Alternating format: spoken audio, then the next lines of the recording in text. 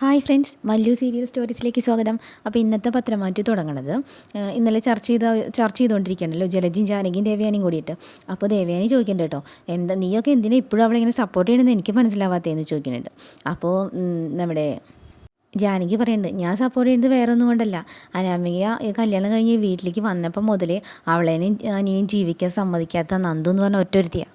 അപ്പം ജലജ പറയണ്ടേട്ടാ, എന്നിട്ട് ഇപ്പോൾ അവൾ സിയേനും കല്യാണം കഴിച്ച് ജീവിക്കാൻ പോവല്ലേ എന്ന് ചോദിക്കണ്ടേട്ടോ. അപ്പോൾ ദേവേനി പറയുന്നുണ്ട്, അനാമിക പോലൊരു പെൺകുട്ടിക്കൊപ്പം ഒരാൺകുട്ടിക്കും ജീവിച്ചു എളുപ്പമല്ല എന്ന് പറയണ്ടേട്ടോ. അപ്പോൾ ജാനകി പറയുന്നുണ്ട്, ഏടത്തി ഇതൊക്കെ പറയുമ്പോൾ ഏടത്തി നയനയുടെ ഭാഗത്ത് തെറ്റ് മറന്നു പോവാ. വേറൊരുത്തിണ്ടല്ലോ ഇവിടെ, ജലജയുടെ മരുമോള്, അവളെ വീട്ടിൽ നിന്ന് പുറത്താക്കാൻ വേണ്ടിയിട്ട് നയനെ ശ്രമിക്കുന്നുണ്ടോ? ആദ്യം അവൾ ചെയ്ത തെറ്റൊക്കെ എല്ലാവരും മറന്നു. ആദ്യം അവൾ ഗർഭിണിയാണെന്നും പറഞ്ഞിട്ട് തലവണയൊക്കെ കെട്ടിവെച്ച് നടന്നു. അതും അവളേനെ 7-ാം മാസം ഇവിടുന്ന് വിളിച്ചു കൊണ്ടുപോകുന്നവരെ. എന്നിട്ട് അവളേനെ ഇവിടുന്ന് പുറത്താക്കണമെന്ന് ആരെങ്കിലും പറഞ്ഞു എന്ന് ചോദിക്കുന്നു കേട്ടോ.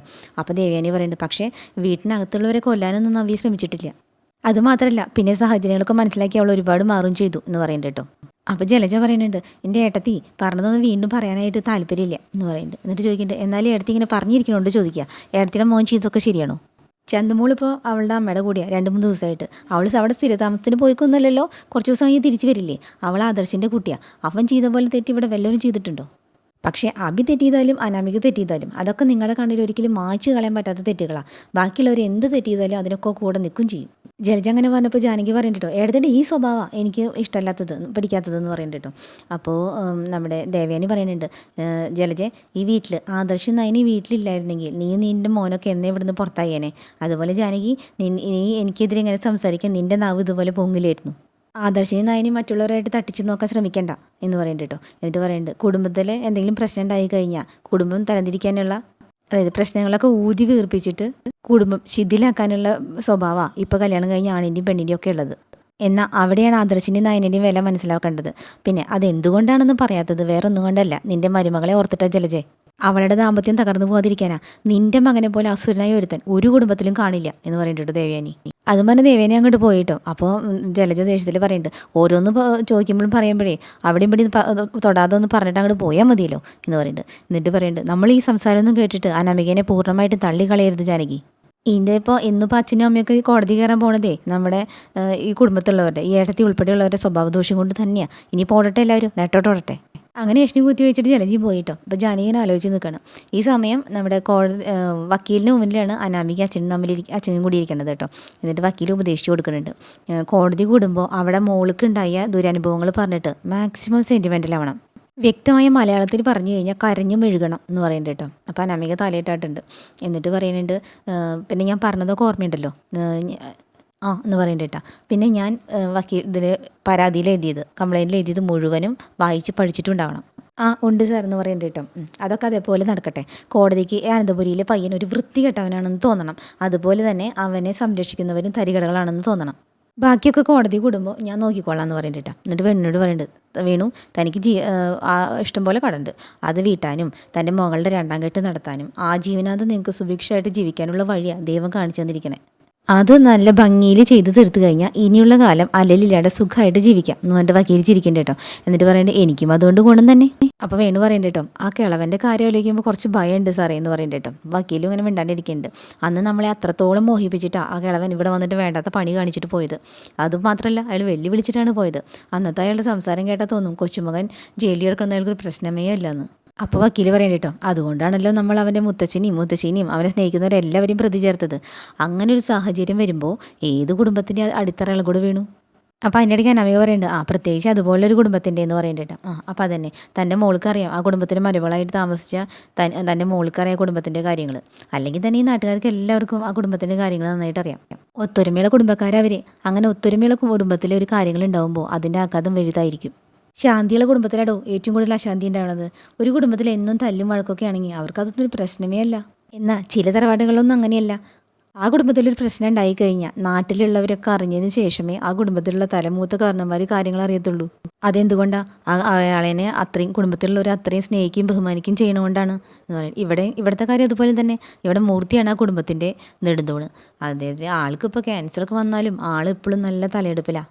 അപ്പം അനാമിക പറയണ്ട കേട്ടോ, അസുഖമൊക്കെ മാറി സാർ എന്ന് പറയുന്നുണ്ട്. അതിൻ്റെ ഒരു അഹങ്കാരം കൂടി ഉണ്ടെന്ന് വെച്ചോ, എന്നാൽ ഇവിടെ മൂർത്തിനെ ഞാൻ കോടതിയിലിട്ട് വറുത്ത് കോരും എന്ന് പറയുന്നുണ്ട് കേട്ടോ വക്കീല്. അയാൾ എൻ്റെ മുന്നിൽ നടത്തിയ പ്രകടനം ഉണ്ടല്ലോ, അതെനിക്ക് മറക്കാൻ പറ്റില്ല എന്ന് പറയുന്നുണ്ട്. അപ്പോൾ വേണു പറയുന്നുണ്ട്, അതുപോലെ അന്ന് തന്നെ അടിച്ച അടിയുണ്ടല്ലോ, ആ വേദന എനിക്ക് മറക്കാൻ പറ്റില്ല. അതൊക്കെ മറക്കാടോ, കോടതി വിധി വരട്ടെ, അപ്പം എല്ലാം മാറി കിട്ടും എന്ന് പറയുന്നുണ്ട് കേട്ടോ. എന്നിട്ട് പറയുന്നുണ്ട്, ഇനിയിപ്പോൾ അതല്ല, കോടതി വിധിക്ക് കാത്തു നിൽക്കാതെ അതിന് മുന്നേ ഒരു എന്തെങ്കിലും സെറ്റിൽമെൻറ്റ് വരികയാണെങ്കിൽ അപ്പോഴും മഴയുടെ വേദനയൊക്കെ താൻ മറന്നു പോകും. ആ സമയത്ത് വേണമെങ്കിൽ നഷ്ടപരിഹാര തുകയ്ക്കൊപ്പം അയാളുടെ കാരണത്തിന് അടി കൂടി കൊടുക്കണമെന്ന് ഞാൻ പറഞ്ഞു കഴിഞ്ഞാൽ അതും ചിലപ്പോൾ അയാൾ അനുവദിച്ചിരിക്കും. ആ സമയത്ത് വേണമെങ്കിൽ തനിക്ക് അയാളുടെ കാരണത്തൊന്ന് പൊട്ടിക്കാടോ എന്ന് പറയുന്നുണ്ട് കേട്ടോ. അപ്പോൾ വേണു പറയുന്നുണ്ട്, അത്രത്തോളം അയാൾ ഒന്നും തരില്ല എന്ന് എനിക്ക് തോന്നണേ സാർ എന്ന് പറയുന്നുണ്ട് കേട്ടോ. താൻ തരുമെന്ന് എനിക്ക് തോന്നണില്ല എന്ന് പറയുന്നുണ്ട്. അപ്പോൾ വക്കീൽ പറയുന്നുണ്ടോ, ഈ പലരും പറയില്ലേ ഞാൻ കൊന്നിട്ട് ജയിലിൽ കിടക്കുന്നൊക്കെ, അതൊക്കെ വെറുതെ ഇടൂ. ഈ ജയിൽവാസം അത്ര സുഖമുള്ള ഏർപ്പാടൊന്നുമല്ല, അതൊക്കെ അവിടെ കിടന്ന് എല്ലാവർക്കും അറിയാം. എന്തായാലും കേസ് അതിൻ്റെ വഴിക്ക് നടക്കട്ടെ, നിങ്ങൾ ധൈര്യമായിട്ട് കോടതിയിലേക്ക് പോകും. എന്തായാലും ജഡ്ജിനെ ഇമ്പ്രസ് ചെയ്യുന്ന രീതിയിൽ വേണം സംസാരിക്കാൻ. അങ്ങനെ വക്കീൽ ധൈര്യം കൊടുത്ത് വിട്ടിട്ടുണ്ട് കേട്ടോ. പിന്നെ കാണിക്കേണ്ടത് നമ്മുടെ നന്ദൂട്ടൻ അനിയനെ കാത്തുക്കണി. അപ്പോൾ അനി വന്നപ്പോൾ നന്ദൂട്ടൻ പറയുന്നില്ല, നമ്മളിടയ്ക്കും മുറയ്ക്കും ഇങ്ങനെ കാണുന്നത് അപകടമാണെന്ന് പറയുന്നുണ്ട് കേട്ടോ.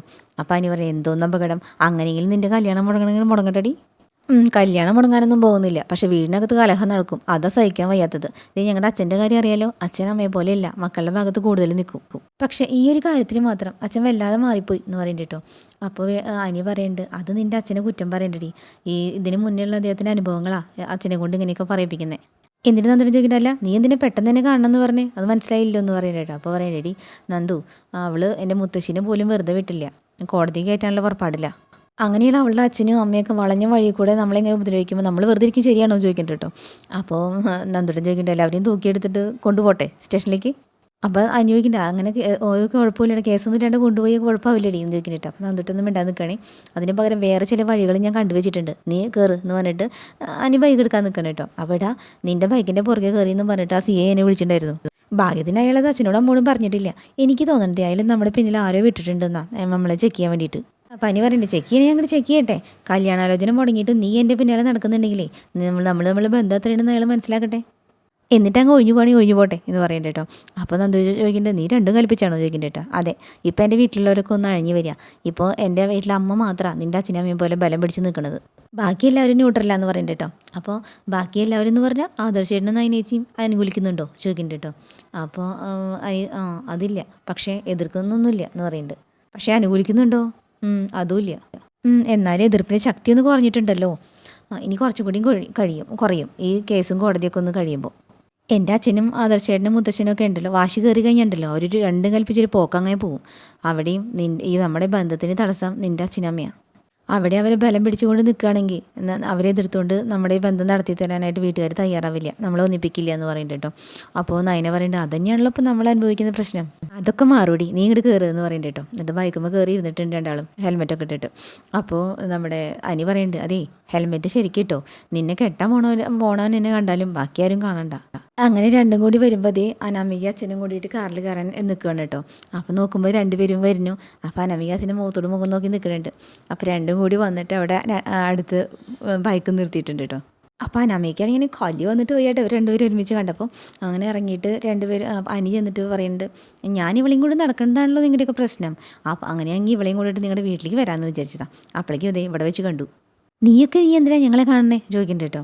അപ്പോൾ നന്ദുട്ടൻ പറയുന്നുണ്ട്, നിങ്ങൾ ഇങ്ങനൊരു കാഴ്ച കണ്ടു കഴിഞ്ഞാൽ നീയൊക്കെ മയക്ക് വെച്ചിട്ട് എല്ലാവരും അറിയിക്കല്ലോ, അങ്ങനെയെങ്കിൽ അറിയിക്കട്ടെ എന്ന് കരുതിയിട്ട് വന്നതാ. എന്നിട്ട് അനി പറയുന്നുണ്ട് കേട്ടോ, നീയേ ഇതുകൂടി ചേർത്ത് കേസ് കൊടുക്കണി, എന്തായാലും നിരപരാധി എൻ്റെ മുത്തശ്ശിനോടി കേസ് കോടതി കയറ്റാൻ പോവല്ലേ നീ. അങ്ങനെയാണെങ്കിൽ ഇതൊക്കെ കണ്ടിട്ട് നിന്നെ വളർത്തി വലുതാക്കിയത് ഈ പാഴിൻ്റെയും ഒക്കെ രക്തം അങ്ങോട്ട് തിളക്കട്ടെ എന്ന് കരുതി. അവൻ നന്ദുട്ടൻ പറഞ്ഞിട്ട് വേണുനോട്, ഇവിടെ വേണു തൻ്റെ പേരിൽ ഒരുപാട് കേസുകളുണ്ട്, അതൊന്നും ഞാൻ ഉണ്ടാക്കിയതല്ല, പലിശയ്ക്ക് പണം മേടിച്ചിട്ട് അത് കൊടുക്കാതിരിക്കുന്നതാ തൻ്റെ ശൈലി, അതുകൊണ്ട് ഒരുപാട് പേര് പരാതിയായിട്ട് വരാൻ സാധ്യതയുണ്ട്, എന്ന് വെച്ചാൽ കോടതി കയറി തന്നെ മടുക്കും, അതാ പറഞ്ഞത്. അപ്പോൾ വേണമെന്ന് മിണ്ടുന്നുണ്ട് കേട്ടോ. അപ്പോൾ അനാമിക പറയുന്നുണ്ട്, അത് ആയിക്കോട്ടെ, കോടതി കയറി മടുത്തോട്ടെ, എന്നാലും വേണ്ടില്ല, ഞങ്ങളിപ്പോൾ കൊടുത്തിരിക്കുന്ന കേസ് പിൻവലിക്കാൻ പോകണില്ല, കൊടുത്തത് തന്നെയാണ് എന്ന് പറയുന്നുണ്ട് കേട്ടോ. അപ്പോൾ നന്ദുട്ടൻ പറയുന്നുണ്ട്, ആയിക്കോ, അതുകൊണ്ട് തന്നെയാണ് പറഞ്ഞത് ഇതും കൂടി കൂട്ടി ചേർത്ത് കൊടുത്തോളാൻ, കാമുകനും കാമുകിതേ ഒന്നിച്ചല്ലേ ബൈക്കിൽ വന്നത് എന്ന് പറയുന്നുണ്ട് നന്ദുട്ടൻ. അപ്പോൾ നമ്മുടെ അനി പറയുന്നുണ്ട്, എടി ഇനി നോക്കിക്കോ, എന്തൊക്കെ പ്രതിസന്ധികൾ ഉണ്ടായാലും ഞാനും ഇവളും ഒന്നാവും, ഞാൻ കെട്ടിയ താലി കഴുത്തിലിട്ടുകൊണ്ട് ഇവള് നിൻ്റെ മുമ്പിൽ വന്ന് നിൽക്കുകയും ചെയ്യും എന്ന് പറഞ്ഞിട്ട് നന്ദുട്ടൻ ഇങ്ങനെ ചേർത്ത് പിടിച്ചിരിക്കാൻ കേട്ടോ. അനാമിക കാലി പിടിച്ചിട്ട് പോയേ. അപ്പോൾ വേണു പറയണ്ട ആയിക്കോ അതൊക്കെ വേണ്ടെന്ന് ആരെങ്കിലും പറഞ്ഞോ, പക്ഷേ അതിന് മുമ്പ് ഞങ്ങൾക്ക് ചെയ്യാനുള്ളതൊക്കെ ഞങ്ങൾ ചെയ്തിരിക്കും. അപ്പം നന്ദുട്ടൻ പറയണ്ട് വേണു നിൻ്റെ വാരിയലിൻ്റെ കണക്കൊക്കെ നന്നായി എടുത്തവളാണ് ഞാൻ, അതുകൊണ്ട് കൂടുതൽ ആവശ്യമൊന്നും വേണ്ട, വർത്താനൊന്നും വേണ്ട എന്ന് പറയുന്നുണ്ട് കേട്ടോ. എന്നിട്ട് പറയാം എന്തായാലും കാണേണ്ട കാഴ്ച കണ്ടല്ലോ, ഇനി പോവാ നീ. പോവാമെന്ന് പറഞ്ഞിട്ട് രണ്ടും കൂടി വീണ്ടും വരെ മുന്നിൽ വെച്ച് സുഖമായിട്ട് ബൈക്കുമ്മ കയറി പോയിട്ടോ. അപ്പോൾ അനമ്മീനെ പല്ല് കടിച്ചിരിക്കുകയാണ്. അപ്പം വേണു പറയുന്നുണ്ട് ഈ രംഗം ഇതേപടി സിയുടെ മുന്നിൽ എത്തിക്കണം മോളെ എന്ന് പറയുന്നുണ്ട്. വേണച്ചാ, അപ്പോൾ കോടതിയിൽ കേസ് വരുമ്പോൾ കുറച്ചുകൂടി തെളിവൊക്കെ അയാൾ ഉണ്ടാക്കി തരും.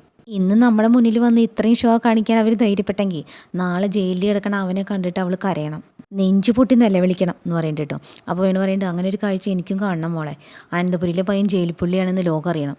എന്നിട്ട് നേരെ സച്ചിയുടെ അടുത്ത് പോയിട്ടുണ്ട്. എന്നിട്ട് സച്ചിയുടെ അടുത്ത് പറയുന്നുണ്ട് എൻ്റെ സാറേ രണ്ടും കൽപ്പിച്ച് തന്നെ അവർ നടക്കണത്, അവളെ എൻ്റെ അടുത്തേക്ക് അവർ രണ്ടുപേരും കൂടി വന്നത് എന്തിനാണെന്നറിയോ, ഞാൻ ഇതൊക്കെ സാറിനോട് പറയുന്നു കരുതിയിട്ട് തന്നെയാണ്. അതിന് നമ്മൾ തമ്മിൽ അടുപ്പുണ്ടെന്ന് അവനറിയോ എന്ന് ചോദിക്കണ്ട കേട്ടോ സച്ചി. അപ്പോൾ പറയുന്നുണ്ട് അതൊക്കെ അറിയായിരിക്കും സാറേ, എങ്ങനെയെങ്കിലും നിശ്ചയം മുടക്കാൻ തന്നെ അവർ നോക്കണത് എന്ന് പറയുന്നുണ്ട്. അപ്പോൾ സച്ചി പറയുന്നുണ്ട് അത് അങ്ങനെയൊന്നും മുടങ്ങി പോകണ നിശ്ചയമല്ല, ഞാനൊരു പെൺകുട്ടി ഇഷ്ടപ്പെട്ടിട്ടുണ്ടെങ്കിൽ നാളെ അവൾ എൻ്റെ ഭാര്യയായിരിക്കും എന്ന് പറയുന്നുണ്ട് കേട്ടോ. അപ്പോൾ വേണു പറയുന്നുണ്ട് അല്ല സാറേ മനസ്സിലാവാത്തതുകൊണ്ട് ചോദിക്കുക, ഒന്നും തോന്നരുതെന്ന് പറയുന്നുണ്ട്. ചോദിക്കുന്നുണ്ട് കേട്ടോ. അപ്പം ഇങ്ങനെ ഒരുത്തൻ്റെ പുറകെ നടക്കണ പെണ്ണിന് തന്നെ സാറിന് വേണോ? എടോ വേണിച്ചേട്ടാ എൻ്റെ ചരിത്രം അത്ര നല്ലതൊന്നല്ല എന്ന് പറയുന്നുണ്ട് കേട്ടോ. അങ്ങനെ പറ, സാറിന് എന്തോ കുഴപ്പമുണ്ടെന്ന് എനിക്കും തോന്നി എന്ന് പറയുന്നുണ്ട് കേട്ടോ വേണു. അപ്പോൾ പറയുന്നുണ്ടോ എടോ താൻ പക്ഷെ ഒരു കുഴപ്പമില്ലാത്ത മനുഷ്യന്മാരില്ലടോ എന്ന് പറയുന്നുണ്ട് കേട്ടോ. പക്ഷേ താൻ ഒരു കാര്യം ഉറപ്പിച്ചോ, നന്ദും അനിയും തമ്മിൽ മനസ്സ് പങ്കുവച്ചിട്ടുണ്ടാവും, പക്ഷെ ആ ബന്ധം അതിനപ്പുറത്തേക്ക് വളർന്നിട്ടില്ല. നന്ദു അങ്ങനെ ഒരു പെണ്ണല്ല, അവൾ കുറച്ച് ഫ്രീ ആണ്, ആണുങ്ങളോടൊക്കെ അടുത്ത് ഇടപഴകും. എന്നാൽ കുടുംബത്തിൽ പിറക്കാത്ത പെണ്ണുങ്ങളുടെ സ്വഭാവം അത് അവൾ കാണിക്കില്ല എന്ന് പറയുന്നുണ്ട് കേട്ടോ. അപ്പോൾ വേണു പറയുന്നുണ്ട് അതൊക്കെ ഈ പ്രേമിക്കുന്ന സമയത്ത് നമ്മുടെ ആണുങ്ങളുടെ വെറും തോന്നലുകളാണ്. പ്രേമ അസ്ഥിക്ക് പിടിച്ചു കഴിഞ്ഞാൽ പിന്നെ ആണിന് പെണ്ണ് പരിശുദ്ധിയാണ്. അതിൻ്റെ ഇടയ്ക്ക് ആരൊക്കെ എന്തൊക്കെ വന്ന് പറഞ്ഞാലും ശരി അതൊന്നും നമ്മൾ ആണുങ്ങൾ വിശ്വസിക്കില്ല. പിന്നെ ഒരുമിച്ച് ജീവിച്ചു തുടങ്ങുമ്പോഴാണ് ആ പരിശുദ്ധയെ പെണ്ണ് പോക്ക് ശരിയല്ലെന്ന് നമുക്ക് മനസ്സിലാവേണ്ടതെന്ന് പറയും കേട്ടോ. അപ്പോൾ സച്ചി പറയണ്ടേ വേണിച്ചേട്ടാ എന്തായാലും നിശ്ചയം തീരുമാനിച്ചു കഴിഞ്ഞു, ഇനിയിപ്പോൾ സ്നേഹിച്ച പെണ്ണിനെ ഞാൻ സ്വന്താക്കിയിരിക്കും. അതിൻ്റെ ഇടയിൽ അത് മുടക്കാനായിട്ട് ഈ അനി എന്ന് പറഞ്ഞവ എന്ത് കളി കളിച്ചാലും അതെനിക്ക് പ്രശ്നമേ അല്ല എന്ന് പറഞ്ഞിട്ട് സച്ചി വണ്ടിയിൽ കയറിപ്പോയി. പോയി കഴിഞ്ഞപ്പോൾ വേണു പറയണ്ട കേട്ടോ മണ്ടൻ, ബുദ്ധി വികസിക്കാത്തവൻ, ഇവനെങ്ങനെയൊക്കെയാണ് CI എന്ന് എനിക്ക് മനസ്സിലാവണില്ല. അതും പറഞ്ഞ് വേണു നിൽക്കണ്ട കേട്ടോ. പിന്നെ കാണിക്കുന്നത് സച്ചി സ്റ്റേഷനിലേക്ക് എത്തി നിൽക്കുന്നതാണ്. അങ്ങനെയാണ് നമ്മുടെ പത്രമായിട്ട് ഇന്ന് അവസാനിച്ചിട്ടുള്ളത് കേട്ടോ. അപ്പം നാളത്തെ എപ്പിസോഡായിട്ട് വീണ്ടും വരാം. അപ്പം നമ്മുടെ ചാനൽ ഇഷ്ടപ്പെടുകയാണെങ്കിൽ ലൈക്ക് ചെയ്യാനും ഷെയർ ചെയ്യാനൊന്നും മറക്കല്ലേ. ഒപ്പം സബ്സ്ക്രൈബ് കൂടി ചെയ്തോളൂ കേട്ടോ. Okay bye.